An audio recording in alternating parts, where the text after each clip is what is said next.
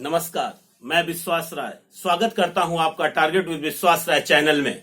आज हमने संविधान का, भारतीय संविधान का जो चैप्टर लिया हुआ है वो आप देख सकते हैं बोर्ड पे। वो चैप्टर है भारतीय संविधान के स्रोत।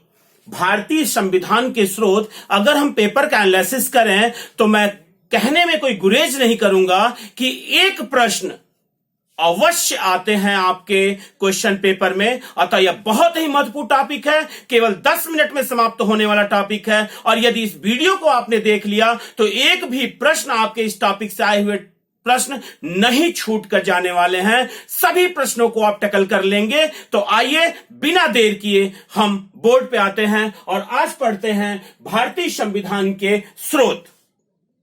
तो आपको हम स्पष्ट कर दें कि बहुत बार कहा जाता है कि कई लोग इसे एक डीमेरिट के रूप में लेते हैं कि भारतीय संविधान एक उधार लिया गया संविधान है। नहीं, अगर मेरे अनुसार या अगर एक बौद्धिकता के अनुसार अगर लिया जाए तो इस बात को कहने में कोई संकोच नहीं होना चाहिए कि हमारे संविधानविदों ने वहां से संविधान के अंशों को लेना प्रारंभ किया जो सफलतादायी थे, जो सुखदायी थे, जो संतोषप्रद थे।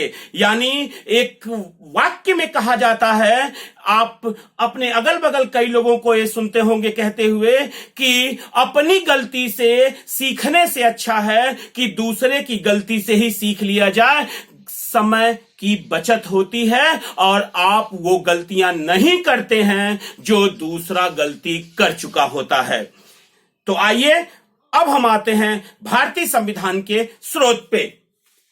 भारतीय संविधान के स्रोत में अगर हम देखें तो 1935 का भारत सरकार अधिनियम, 1935 का क्वेश्चन पूछा था। 1935 का भारत सरकार अधिनियम क्वेश्चन पूछा था कि वर्तमान में सबसे अधिक भाग कहां से लिए गए हैं। संविधान में, भारतीय संविधान में सबसे अधिक भाग कहां से लिए गए हैं, यानी सबसे अधिक अनुच्छेद कहां से उठाए गए हैं, या सबसे अधिक भारतीय संविधान में कहां से एडॉप्ट किया गया है।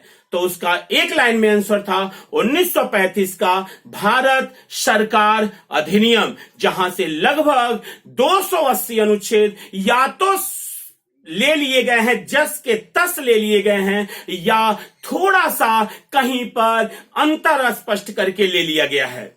यानी अगर आपसे क्वेश्चन पूछता है कि सबसे अधिक कहां से लिए गए हैं तो आपका एक ही आंसर बनेगा 1935 का भारत सरकार अधिनियम। हम जब संवैधानिक विकास आपको पढ़ाएंगे तो हम 1600 ईस्वी के राजलेख से लेके 1947 तक भारतीय स्वतंत्रता अधिनियम तक हम एक एक अधिनियमों, एक एक राजलेखों पर हम चर्चा करेंगे। आते हैं टॉपिक पे। हमने ब्रिटिश से कौन कौन सी चीजें हमने ब्रिटेन की संविधान से ग्रहण की। तो क्वेश्चन पूछता है, जैसे आपसे कहता है संसदीय शासन व्यवस्था हमने कहां से ली, तो आपका आंसर होता है कि हमने ब्रिटेन से ली। द्विसदनीय व्यवस्था आपने कहां से ली, आप कहते हैं कि हमने ब्रिटेन से ली। लोकसभा के प्रति मंत्रिपरिषद सामूहिक रूप से उत्तरदायी होता है, आप जानते हैं कि इस अनुच्छेद के तहत, यह अनुच्छेद है 75 का खंड 3।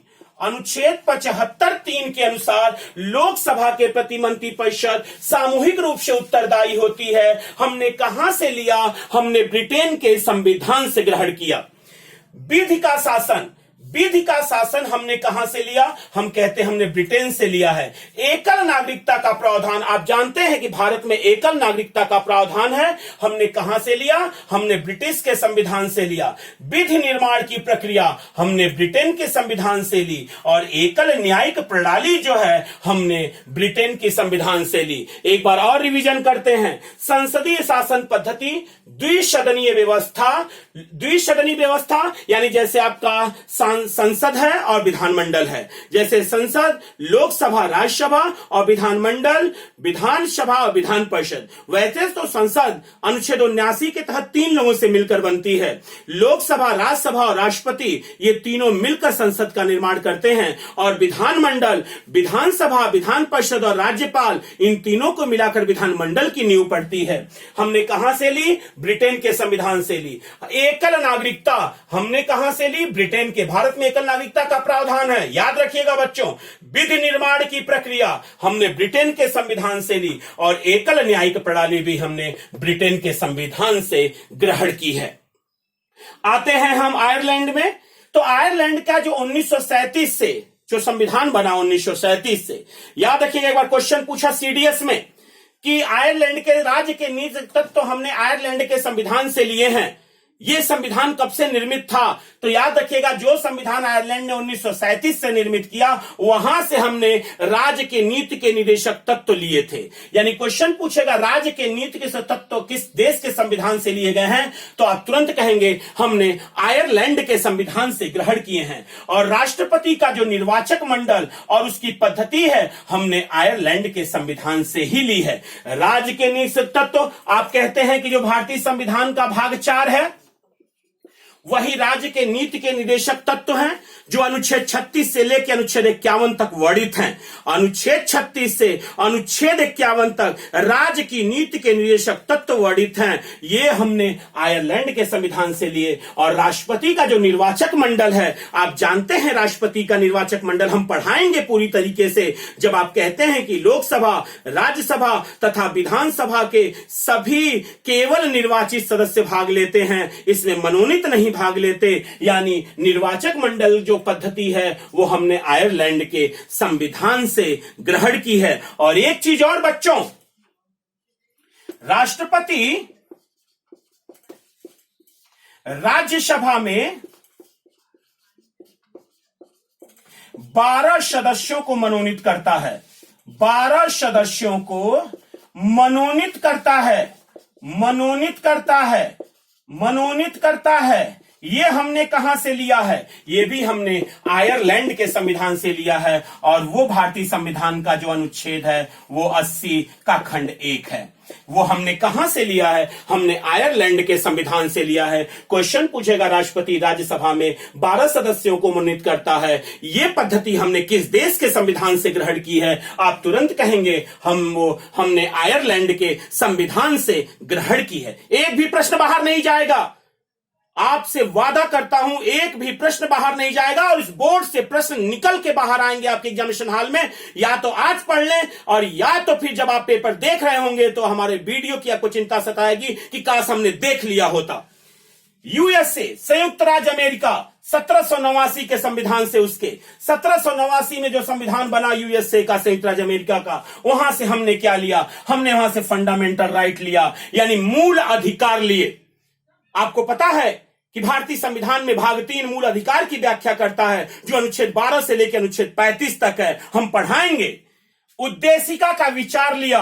हम जब प्रस्तावना, हमारा वीडियो आप देख सकते हैं, पिछला वीडियो जो हमने उद्देशिका और प्रस्तावना पे बनाया हुआ है, या प्रस्तावना पे हमने बताया है कि उद्देशिका का विचार या प्रस्तावना का विचार हमने संयुक्त राज्य अमेरिका से लिया है। और भाषा जो यहां आप देख रहे हैं वो हमने ऑस्ट्रेलिया से ग्रहण की है। राष्ट्रपति के ऊपर महाभियोग की प्रक्रिया, जो आपका संविधान का अनुच्छेद 61 कहता है, संविधान का अनुच्छेद 61, राष्ट्रपति के ऊपर महाभियोग की प्रक्रिया हमने संयुक्त राज्य अमेरिका से ली है। न्यायिक पुनर्विलोकन का सिद्धांत, जो अनुच्छेद 13 मूल अधिकार में भी है कि न्यायिक पुनर्विलोकन का सिद्धांत, हमने यूएसए से लिया है। उपराष्ट्रपति का पद हमने संयुक्त राज्य अमेरिका से लिया है। और जो अनुच्छेद 360 ही आपका एक आपातकाल है, जिसको आप वित्तीय आपातकाल कहते हो, वो भी हमने संयुक्त राज्य अमेरिका के संविधान से ग्रहण किया है। कई बार क्वेश्चन पूछे गए हैं और महत्वपूर्ण क्वेश्चन हैं, वही आपके पास जा रहे हैं।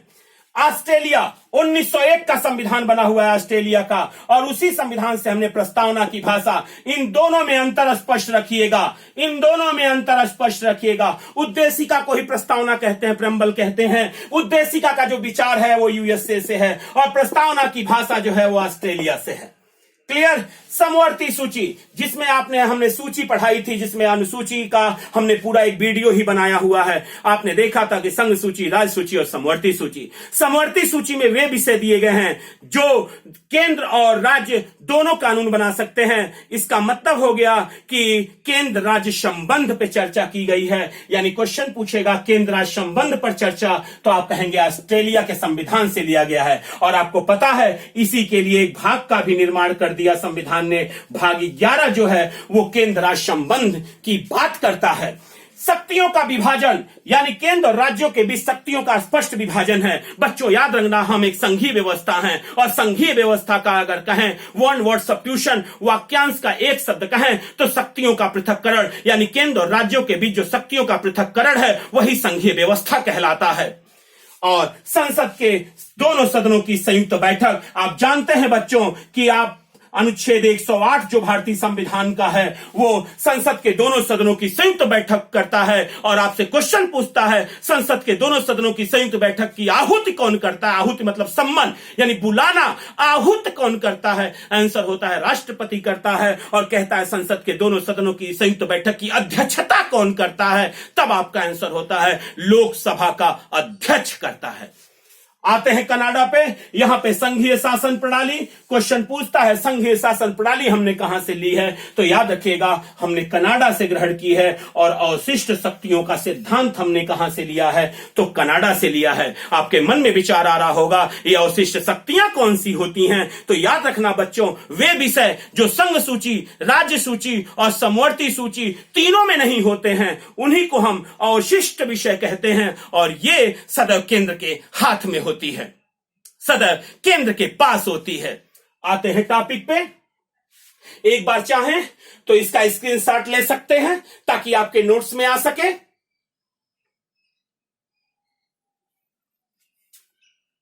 धन्यवाद।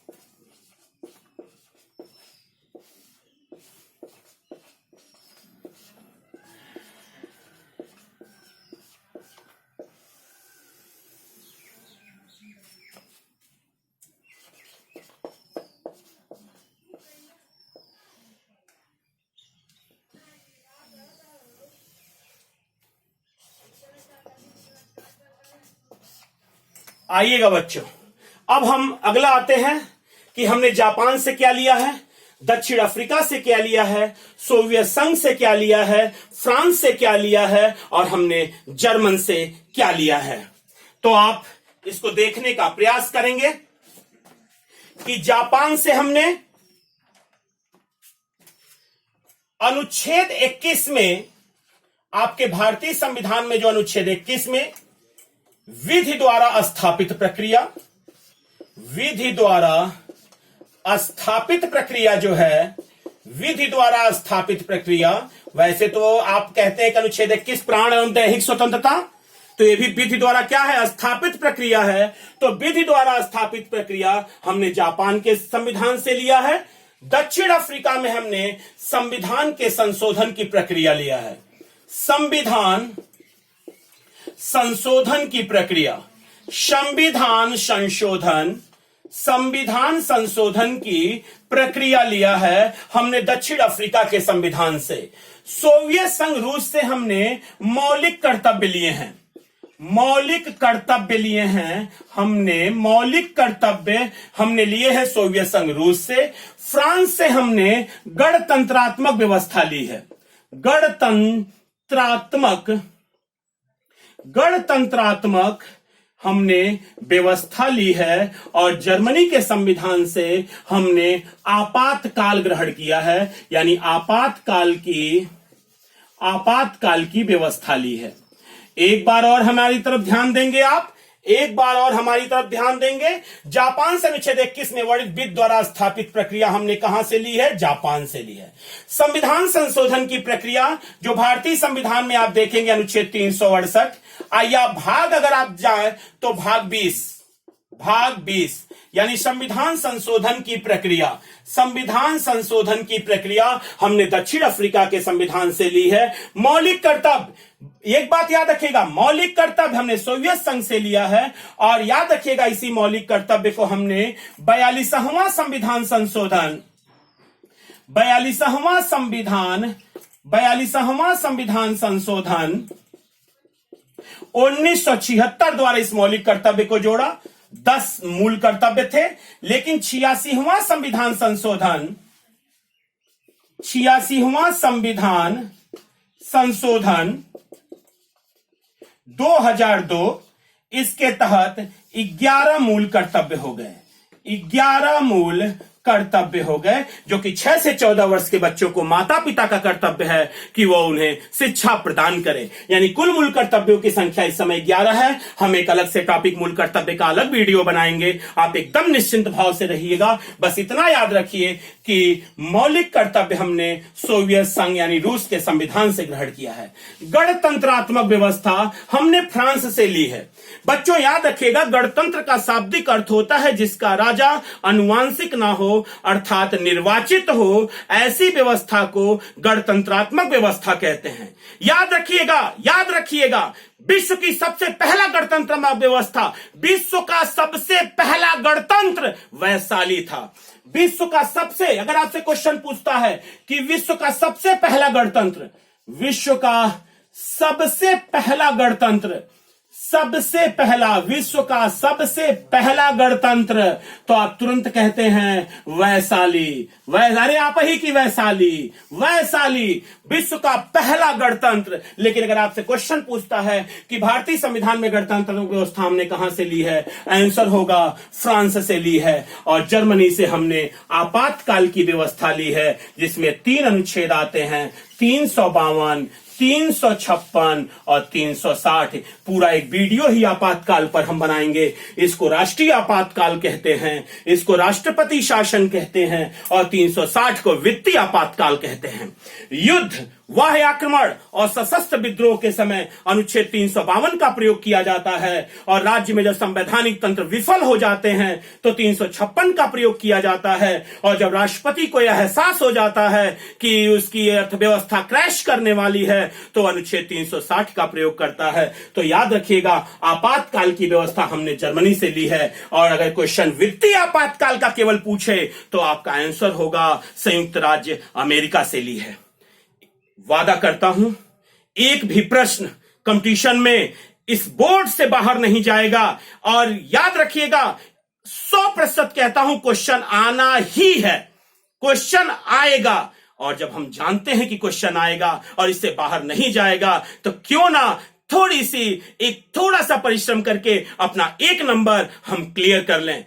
इसके साथ ही आप इस वीडियो को थोड़ा सा रोक करके चैनल को सब्सक्राइब, लाइक और शेयर करना ना भूलें। और बेल बटन दबाना तो एकदम ना भूलें, क्योंकि अगला नोटिफिकेशन बहुत जल्द पहुंचने वाला है आपके पास।